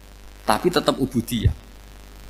Yaitu Rasulullah SAW sering dibully orang kafir. Muhammad tuh gaya-gaya nantok. Wong ora oleh nyembah berhala, ora oleh nyembah watu, jebule dekne nyembah Hajar Aswad. Karena dilihat dari jauh kan tetap nyium Hajar Aswad. Coba kalau kamu lihat dari jauh, kamu sujud dari jauh kan kayak sujud sama batu.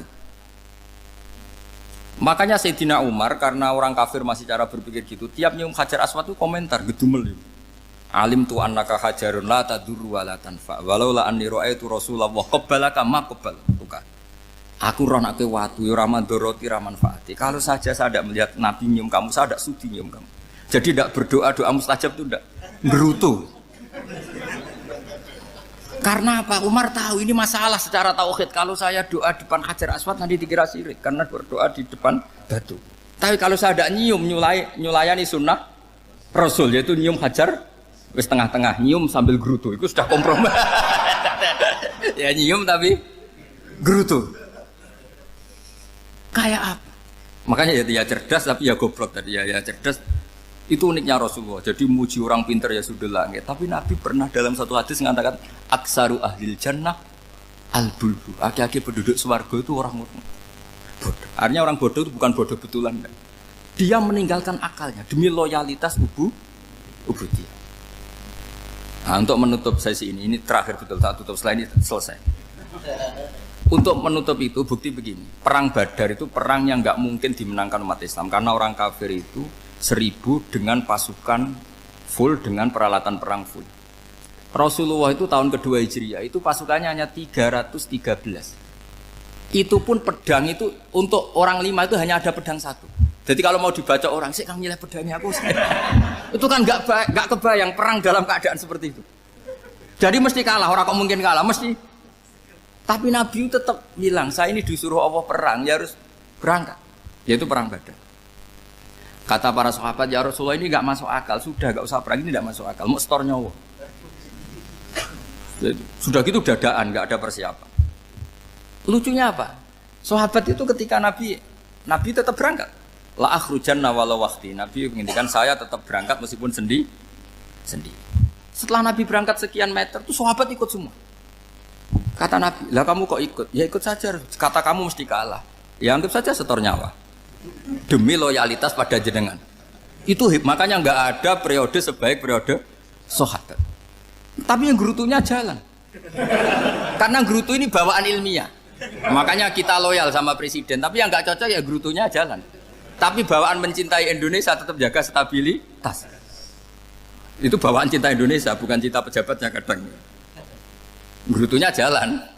Tapi bawaan loyal sama Indonesia tetap mengaku. Bawaan loyal sama Rasulullah tetap ikut perang. Bawaan akal karena nggak masuk akal ya gerutu.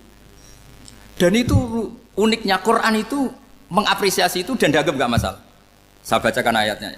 Kama akhrajaka rabbuka min baitika bil haqq wa inna fariqam minal mu'minina lakarihun yujadilunaka fil haqqi ba'dama tabayyana ka'annama yusaquna ilal mauti wa hum yanzurun. Peristiwa Badar ada peristiwa kamu itu keluar untuk perang.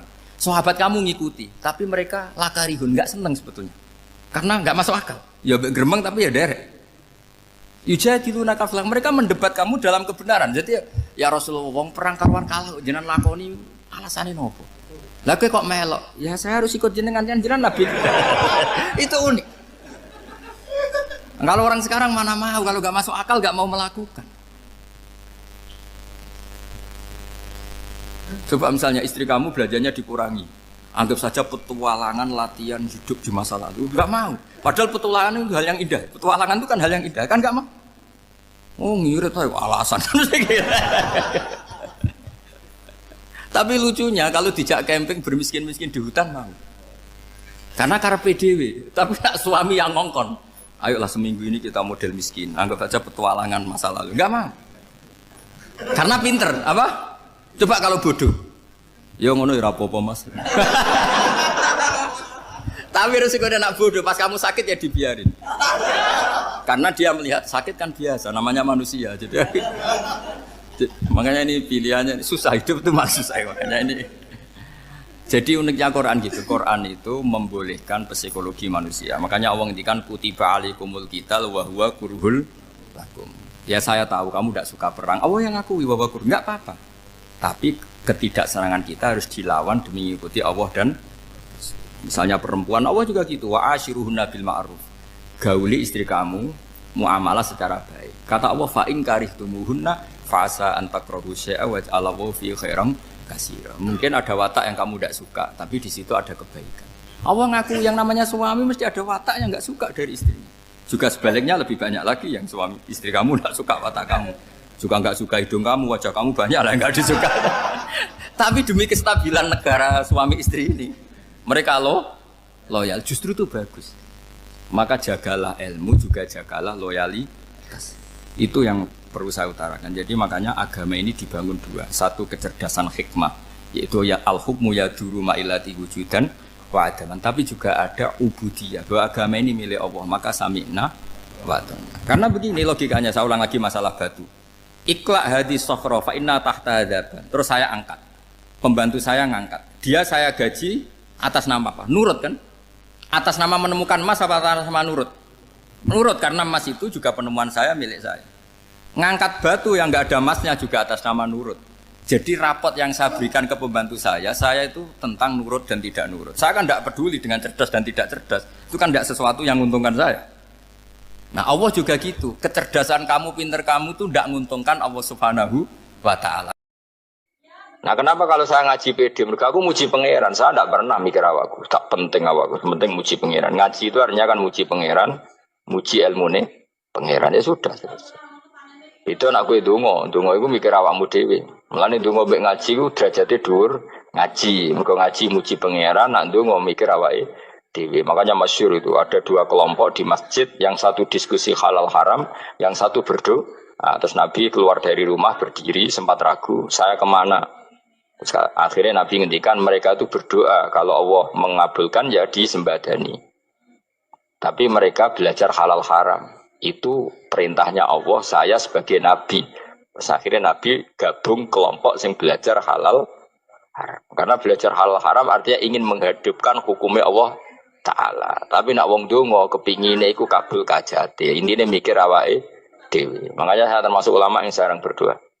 Tapi ya berdoa tapi kadang-kadang. Nah kowe kan gak kontribusi ning agama rapati ya ndonga. Oh dasar murahan. Ya tapi piye mulang yo ora payu. Jadi kadang-kadang kula dibantah. Lah jenengan mulangi payu Gus. Lah kula ora payu, donga-donga ngono. Ya tapi aku ngerti pangeran ra bakal nyembadani barno ra wis. Pangeran yo paling ya sedikit sidik ngono cukup wong. Kula termasuk orang yang enggak setuju ya kalau orang sholawatan terus berlebihan tapi khidmah ini Nabi kurang. Maksudnya gini loh, sholawatan berlebihan ya. Redaksi sholawat tentang Nabi itu kecil. Bukan sholawat jumlahnya enggak. Redaksi tentang Nabi itu kecil, sementara tentang keinginannya itu saya tidak suka. Saya suka sholawatan itu ya yang nyifati Nabi banyak, kemudian keinginannya kecil. Itu bagus. Kayak Ihya itu, kayak Ihya Abdul Hasan Asadili itu, kalau dongo itu jaluknya mau swidik, paling baris paling terakhir. Misalnya gini, Nahmaduka ya man huwa waladi la ilaha illa anta rahmanur rahim, itu langsung in sampai nyifati Allah itu 99. Buar ngono nganti berkuras-kuras. Lagi terakhir mau jaluk donga sithik. Nah kowe kan enggak muni muji Allah mau basa-basi tok. Alhamdulillah rabbil alamin wassalatu wassalamu ala Muhammadin. Mbok nggo syarat tok. Baru Allahumma inna nas'aluka nganti telung lari. Telung halaman. Tapi pas muji pangeran alhamdulillah rabbil alamin wassalatu wassalamu ala Muhammadin. Bariku terus donga njaluk mapan tolak buala. Yo wajeng. Mana jare pangeran? Muji kekasihku suwi di dongane kecangkeman. Lah saya tuh gak suka jenis itu. Harusnya sholawatnya itu yang panjang. Maksudnya nyifati Nabi yang panjang. Baru mintanya sedikit. Itu bagus ini. Di akhlak.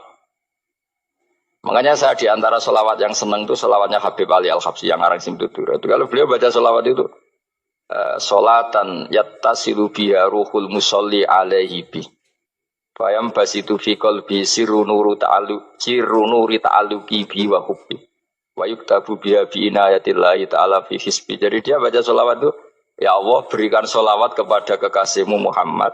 Dengan sholawat ini rohnya saya, musolli itu rohnya saya yang membaca sholawat, bisa sambung dengan rohnya Rasulullah. Dan setelah sambung saya terhitung sebagai orang yang mencintai Rasulullah. Dan saya berharap dari cinta itu saya tertulis sebagai umatnya. Aku kan enggak mau sholawat itu mau saya termasuk orang yang enggak saya loh ya. Tapi ya tetap baik dibanding nganggo primbon ya satu sholawatan ya. Tapi boleh punya etika lah dengan Rasulullah itu. Boleh kalau dongo nyifati Nabi yang banyak ya baru keinginan.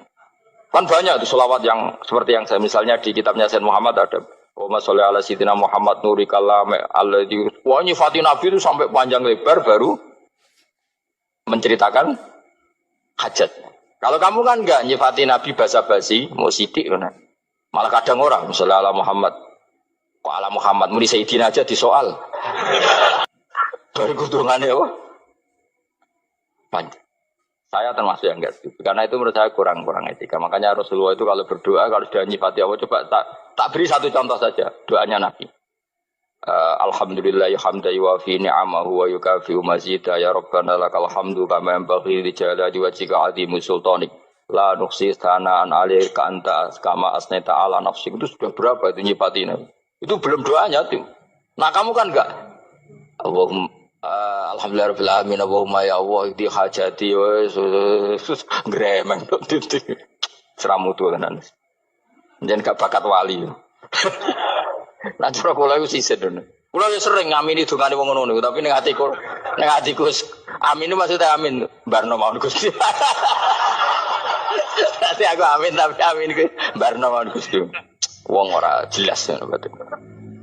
Jadi aku muni amin tapi amin barno maksudnya. Ya Allah barno amin ngono maksudnya. Jadi karena tadi setahu saya doanya para nabi, para wali itu memang seperti itu. Ya coba itulah doa tadi aja yang saya sebut itu berapa kalimatnya? Apa? Alhamdulillah hamda yuwafi ni'amahu wa yukafi majidah ya Rabbana lakal hamdu kaya pembaik di jalan wajika azimi sultani la nuksi sanaan alaika anta kama asnita ala. Enggak terhitung pujian saya kepada engkau sebanyak engkau memuji pada diri engkau sendiri. Allahumma inni a'udzu biridhoka min sakhatika fi mu'afatika min uqubatika wa bika minka. Allahumma sholli bi haqqi jabarutika wa bi khawfika kan panjang sekali doanya wali-wali itu tapi semuanya mensifati Allah. Bahkan banyak yang kemudian lupa enggak doa.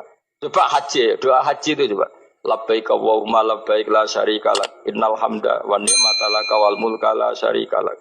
Wa ni'mat itu kan labbaik saya siap melaksanakan perintahmu ya Allah sa'dik. Engkau yang punya pujian, engkau la syarika lak lakal. Itu malah enggak ada, jarang malah ada doanya. Itu kalimatnya talbiyah semua. Allahumma antal azil akram itu sudah seperti itu. Karena tadi al-mu'min yashghaluhu sana 'ala Allah min ayyakuna li nafsihi dzakiran. Mukmin sejati adalah sibuk memuja Allah sampai lupa jatah dirinya sendiri. Nah, kowe kan gak mujine Allah basa-basi, dongane tenan. Itu jadi makhluk aneh gitu. Dadi hubungan mbek pangeran niku wong aneh. Ya tapi jen ra bakat wali ngono iku dadine ngono iku. Ya dong ngono kok mari wali kakean malah gak elit. Jadi, tapi saya mohon itu di sholawat itu usahakan jumlah paling enggak jumlah sholawatnya banyak, doanya sedikit. Paling enggak misalnya kamu tidak punya kalimat yang apa baik ya mau sholawat ping 100 itu gak ada salah biar gue iling-ilingan apa kita menyebut kekasihnya Allah lebih banyak ketimbang kita menyebut hajat kita sendiri ya gitulah paling enggak punya etika seperti itu ya. Kalau kamu enggak punya segot-segot sing keren bacalah sholawat berapa 100 terus cerita awam Gusti utang kula kathah. Mungkin ra jawab wis roh ngono.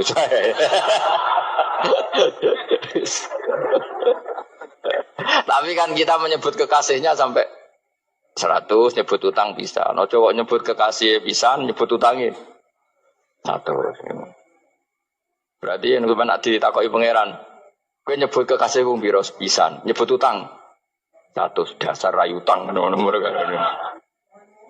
Ya ada, saya termasuk orang yang nggak setuju tadi. Jadi kalau redaksi sholawat cari yang mujinya Nabi.